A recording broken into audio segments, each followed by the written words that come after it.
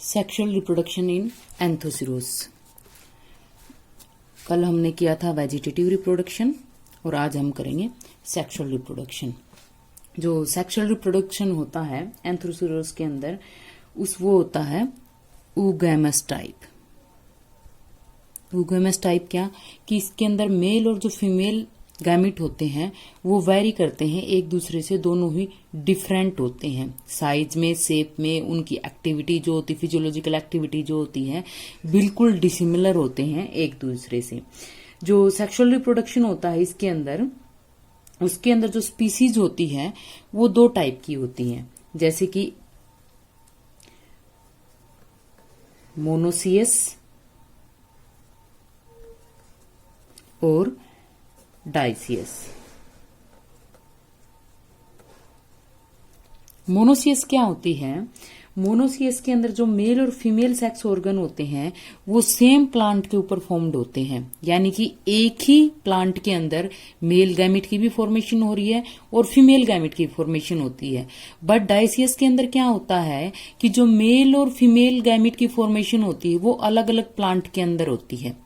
जैसे mail thallus अलग होगा और फीमेल थैलस अलग होगा। मेल थैलस मेल गैमिट की फॉर्मेशन करेगा, फीमेल थैलस फॉर्मेशन करेगा फीमेल गैमिट की। अब इसके अंदर जो फॉर्मेशन होती है गैमिट की वो होता है एंथ्रीडिया प्लस आर्केगोनिया। एंथ्रीडिया क्या होता है? मेल गैमिट होता है और आर्केगोनिया क्या होता है? फीमेल गैमिट होता है। तो इसके अंदर हम सबसे पहले करेंगे एंथ्रीडिया।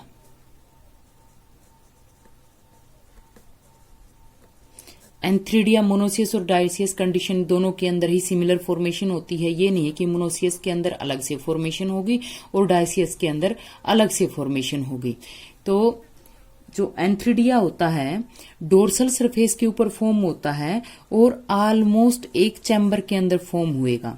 जो चैम्बर होता है 3-4 लेयर्ड उसकी फॉर्मेशन होती है। जो रूफ होगी चैम्बर की वो 3-4 लेयर्ड की फॉर्मेशन होती है जो कि प्रोटेक्शन प्रोवाइड करेगी एंथ्रीडियम को।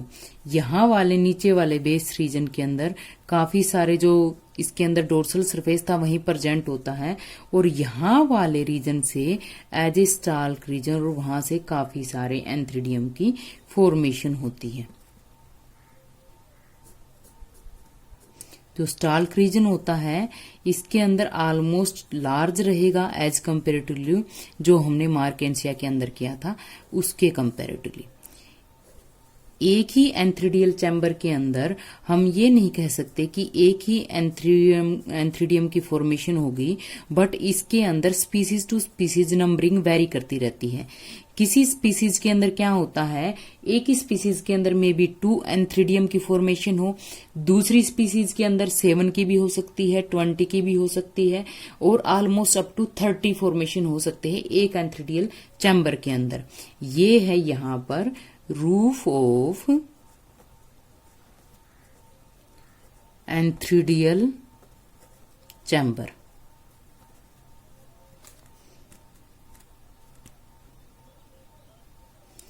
ये है यहां पर जैकेटेड सेल्स किसके अंदर? जो एंथ्रीडिया की फॉर्मेशन कर रहा है उसके अंदर। यहां पर काफी सारी यहाँ पर एंड्रोसाइट मदर सेल्स इसके अंदर फॉर्म होती है और मेटामॉर्फाइज होकर के यहाँ पर एंथ्राजोइड की फॉर्मेशन करेगी। ये रूफ है और ये है यहाँ पर एंथ्रीडियल चैम्बर।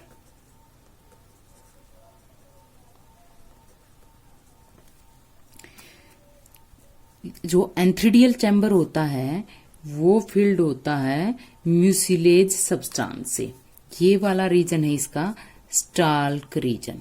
यहाँ पर अगर हम एक अलग एंथ्रीडियम को शो देखते हैं तो स्टाल्क रीजन उसका ऑलमोस्ट 3-4 लेयर्ड होता है और लॉन्ग होता है।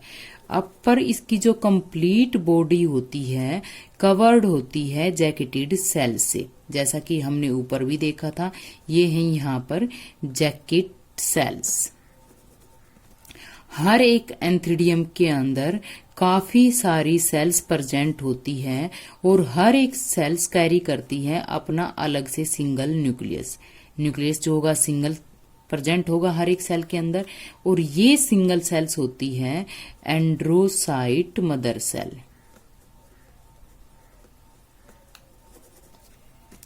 नीचे वाला रीजन 3-4 स्टाल्क रीजन। यहां वाले रीजन के अंदर क्या होता है कि एक ही एंथ्रीडियल चैम्बर के अंदर, जैसे मैंने बताया था कि 2 भी प्रेजेंट हो सकते हैं एंथ्रीडिया, 7 भी हो सकते हैं, 20 भी हो सकते हैं और 30 भी हो सकते हैं। तो ये जितने भी यहां पर ग्रुपिंग के अंदर प्रेजेंट होते हैं उस ग्रुपिंग को हम बोलते हैं एंड्रोसिया।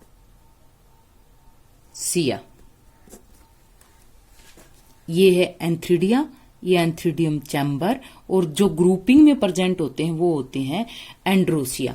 अब यहां वाले रीजन के अंदर क्या होता है कि ये चैम्बर के अंदर प्रेजेंट होते हैं और डोर्सल सरफेस पे प्रेजेंट होते हैं। तो यहां वाले रीजन के अंदर क्या होता है, सबसे पहले जो रूफ होती है इसकी, जब ये मैचुरेशन कंडीशन में आता है तो उस टाइम क्या होता है, जो मैच्योर एंथ्रीडियम होगा वो मिडल में प्रेजेंट होगा और पेरिफेरल रीजन पे क्या होंगे, यंगेस्ट एक्रोपिटल सक्सेशन के अंदर प्रेजेंट होंगे।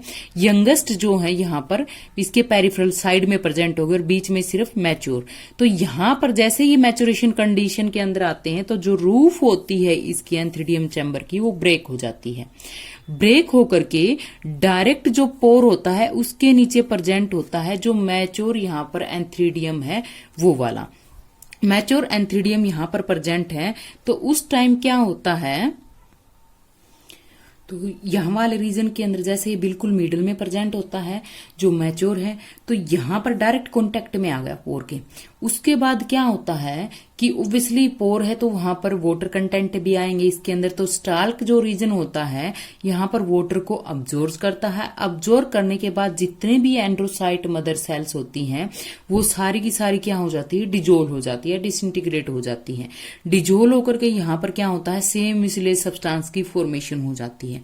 उसके बाद में यहां पर जो जैकेटेड सेल्स होती है सेम वो क्या करते हैं कि अपर मोस्ट रीजन के अंदर यहां पर वो रप्चर हो जाती है या फिर सेपरेट हो जाती हैं।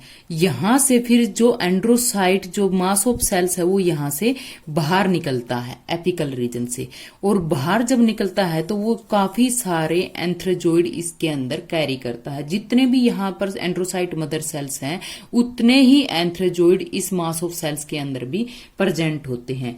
तो जब ये इसके अंदर से हम सिंगल एंथ्रोजोइड को देखते हैं तो वो ऑलमोस्ट कर्वेचर शो करता है, जैसे कि हमने पहले देखा था कि ऑलमोस्ट 3 पार्ट के अंदर डिवाइड होता है। हेड जो रीजन होता है बाइफ्लैजिलेटेड होता है, नीचे वेसिकल प्रेजेंट होती है, और बीच वाला यहाँ पर जो न्यूक्लिएटेड रीजन होता है वो कर्ड फॉर्म के अंदर प्रेजेंट होगा।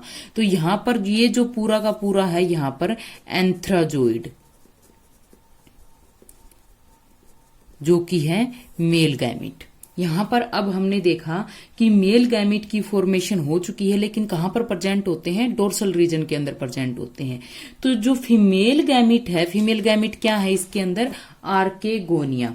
जो आर्केगोनिया है वो भी ऑलमोस्ट प्रेजेंट होता है डोर्सल रीजन के अंदर ही। बट डोर्सल रीजन के अंदर भी क्या होता है कि एंथ्रीडिया थोड़ा सा एपिडर्मल रीजन से बिलो वहां पर स्टे करता है, लेकिन जो एंथ्रीडियम होता जो आर्केगोनियम होता है वो क्या करता है कि जो माना कि ये एपिडर्मल रीजन है, एपिडर्मिस है वहां पर, यहां पर जो कवर सेल्स होंगी उसकी यहां वाले रीजन के अंदर बिल्कुल वो डिमार्केशन शो करती है कि हाँ यहां पर प्रेजेंट है आर्केगोनियम और यहां पर बिल्कुल डोर्सल सरफेस में प्रेजेंट होता है। तो इसके अंदर कोई भी चैम्बर आर्केगोनियल चैम्बर नहीं होता है, जैसे कि एंथ्रीडियल चैम्बर प्रेजेंट था और एंथ्रीडियल चैम्बर के अंदर ही एंथ्रीडिया प्रेजेंट थे। बट इसके अंदर कोई भी चैम्बर प्रेजेंट नहीं होता है, सिर्फ एंथ्रीडिया के ही अंदर एंथ्रीडियल चैम्बर प्रेजेंट होता है। तो जब आर्केगोनिया की हम फॉर्मेशन देखते हैं तो कोई भी चैम्बर प्रेजेंट नहीं होता, तो इसका मतलब क्या है, ये कंप्लीटली कवर अप होता है जो इसकी जो सेल्स हैं थैलस की उन्हीं से। अपर मोस्ट जो सेल्स होती है इसकी वो होती है कवर सेल्स।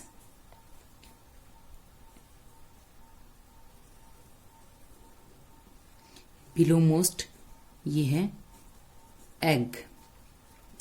यहां वाले रीजन के अंदर अब जो भी ब्रॉडर रीजन होता जाता है, 2 या 3 होती हैं इसके अंदर, नेक, कैनाल सेल, सॉरी ये है वेंटर, अपर है नेक कैनाल सेल।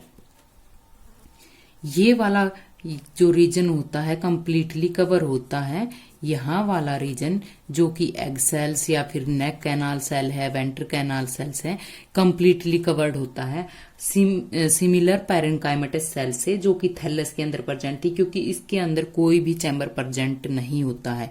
और अपर मोस्ट 2 या 3 होती हैं इसके अंदर कवर सेल्स। ऑलमोस्ट जितने भी हम ब्रायोफाइट देखते हैं, रिमेम्बर दैट कि उनके अंदर ऑलमोस्ट आर्केगोनियम की फॉर्मेशन इसी तरीके से होती है। वेंटर सेल्स होती है, नेक सेल्स होती हैं और एग सेल्स होती हैं। थोड़ा बहुत डिफरेंशिएशन उनके अंदर उनकी या तो फिजियोलॉजिकल जो भी एक्टिविटी होती है उसके अंदर होता है, या जो अपीयरेंस होती है नेक और वेंटर सेल्स की उनके अंदर होता है। या तो ये कवर्ड होती हैं जैकेटेड सेल से, या फिर अनकवर्ड होती है, जैसा कि इनके अंदर है, कोई भी कवरेशन नहीं है इसके अंदर। तो यहाँ वाले रीजन के अंदर बिल्कुल अपर मोस्ट रीजन के अंदर प्रेजेंट होते हैं ये। यहाँ पर अब क्या होता है, सेम वही इसके अंदर जैसे कि फर्टिलाइजेशन प्रोसेस आती है या फिर मैचुरेशन आता है आर्केगोनियम के अंदर, उस टाइम क्या होता है, ये नेक और वेंटर सेल्स यहाँ पर डिजोल हो जाती हैं और डिजोल होकर के कंप्लीटली वहां पर एक वे प्रोवाइड करती हैं एंथ्रीडियम को। यहाँ पर ये सेल्स प्रेजेंट है इसकी, कौन से वाली, थैलस सेल्स, ठीक है। यहाँ पर पूरा का पूरा इसके अंदर क्या होता है, आर्केगोनियम के अंदर एक विस्कस सब्सटेंस प्रेजेंट होता है और उसको हम बोलेंगे म्यूसिलेज माउंड।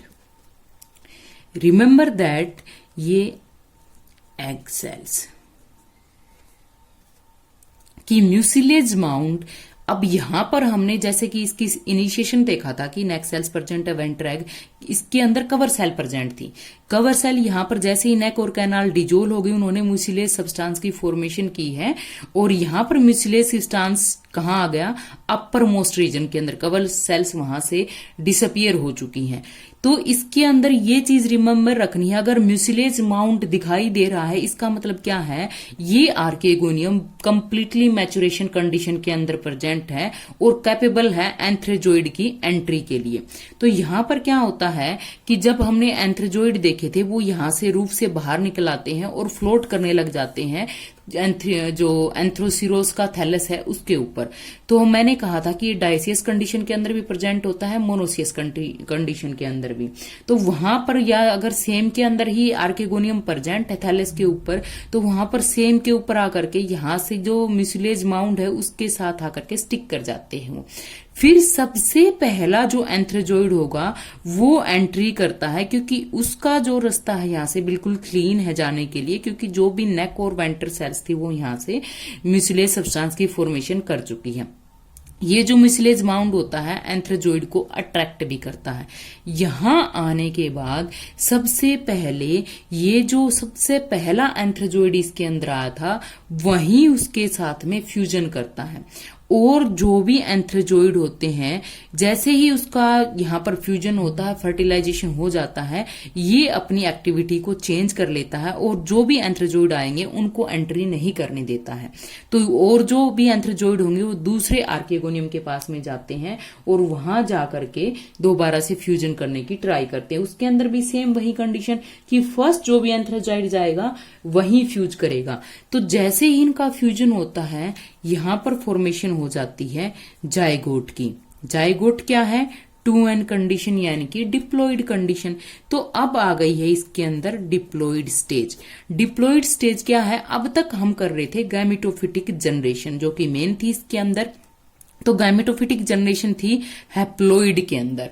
हैप्लोइड अब ये हो गया 2n। इसका मतलब क्या हुआ कि जो हैप्लोइड जनरेशन थी उसका एंड हो गया है। तो जैसे ही डिप्लॉइड के स्टेज आई, डिप्लॉइड स्टेज कब आई, जाइगोट में। तो जैसे ही जाइगोट की फॉर्मेशन होती है गैमेटोफिटिक जनरेशन का जो फेज होता है कंप्लीटली एंड हो जाता है और स्टार्ट हो जाता है स्पोरोफिटिक जनरेशन। जो भी स्पोर की फॉर्मेशन होगी अब इसके बाद में स्टार्ट हो जाती है।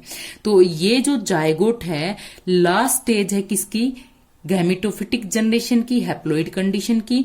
और इनिशिएशन स्टेज है, इनिशियल स्टेज है किसकी, स्पोरोफिटिक जनरेशन की, यानी कि डिप्लॉइड कंडीशन की। इसके अंदर फर्टिलाइजेशन के लिए वाटर की कंडीशन होना मस्ट है। अगर वाटर इनको नहीं मिलने पाता है, नेसेसरी है प्रेजेंस ऑफ वाटर, अगर नहीं मिलने पाता है तो इनके अंदर फर्टिलाइजेशन प्रोसेस नहीं होती है। तो ये था इसके अंदर सेक्सुअल रिप्रोडक्शन। पहले एंथ्रोजोइड की फॉर्मेशन होती है, फिर आर्केगोनियम के अंदर होती है, फ्यूजन होकर के जाइगोट की फॉर्मेशन करते हैं और यहां से स्पोरोफिटिक जनरेशन स्टार्ट होती है। एंथ्रिडियम प्रेजेंट होते हैं एंथ्रिडियल चैम्बर के अंदर, जो ये क्लंपिंग के अंदर प्रेजेंट होते हैं उसको हम बोलते हैं एंड्रोसिया। जो आर्केगोनियम होता है उसको कोई भी चैम्बर की रिक्वायरमेंट नहीं होती है, इसके अंदर प्रेजेंट नहीं होता है, क्योंकि ऑब्वियसली थैलस के अंदर अपने आप को कवर कर लेता है, प्रोटेक्टिव वे में प्रेजेंट होता है चैम्बर, तो इसको इतनी रिक्वायरमेंट नहीं होती है।